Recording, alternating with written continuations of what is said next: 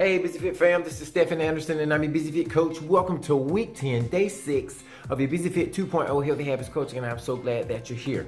Now, Busy Fit was designed to give you the information you need to be healthy, fit, and strong, and make it in a way that works best for you. I really give you the information and some motivation, some inspiration, so that you can put together on top of this framework a system of living and habits that will work best for you. Now, for some people, the pace is a little bit slow.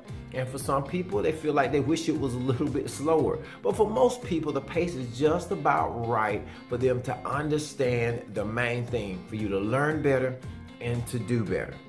Now, you may be playing catch up right now as you're watching this video. Understand that that is okay. It's perfectly fine, because the difference between the winners and the quitters is that the winners understand that these things in life will happen. Sometimes you fall back, you get disappointed, you feel sad with yourself.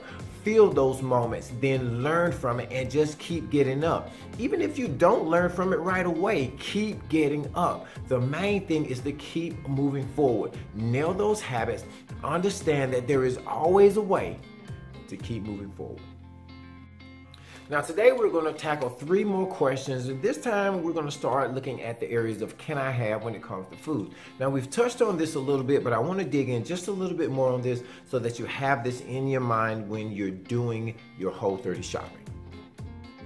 So your first question is, can I have additives? Now for the most part, that answer is going to be yes, and for the Whole30 there really is only 3 that's out. That's monosodium glutamate, known as MSG, that is carrageenan, which you will find in almond milk sometimes, and it is sulfites, which makes it very difficult for you to find dressings. It's a preservative that's used in a lot of dressings, so you definitely want to look at that, look at your labels. You must become a label detective to be effective.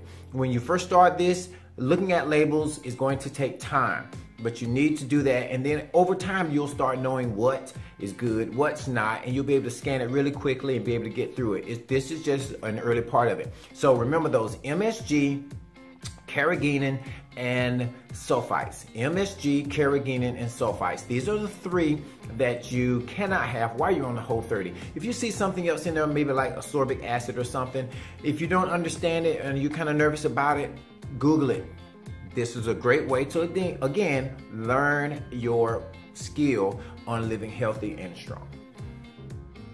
So the next question is, can I have coconut flour or almond flour? And the answer is yes, if you're using it to maybe replace breadcrumbs in a meatball recipe, or maybe to dredge your chicken in, or something to that effect, maybe even to thicken a stew. But if you're going to use them to make paleo pancakes or biscuits or brownies or any kind of treats like that, that is not within the spirit of the Whole30, remember that will fail this right here, that healthy psychological effect. So we don't want to violate that. Remember that after you're done with the Whole30, if you want to try those as alternating or alternate ways to cook your favorite treats, it's a great idea to do it then. But for now, it's out.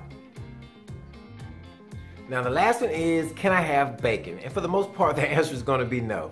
The answer comes that way because almost every form of bacon, I said almost, has some type of sugar. If it's commercial, pretty much it's going to have sugar. But if you get it from a farm that has a process that doesn't involve them using any sugar in it, then it's fine. But I promise you, it will not taste or smell like the bacon that normally comes out of the store. But that's the only one. For the most part, just leave the bacon off the list.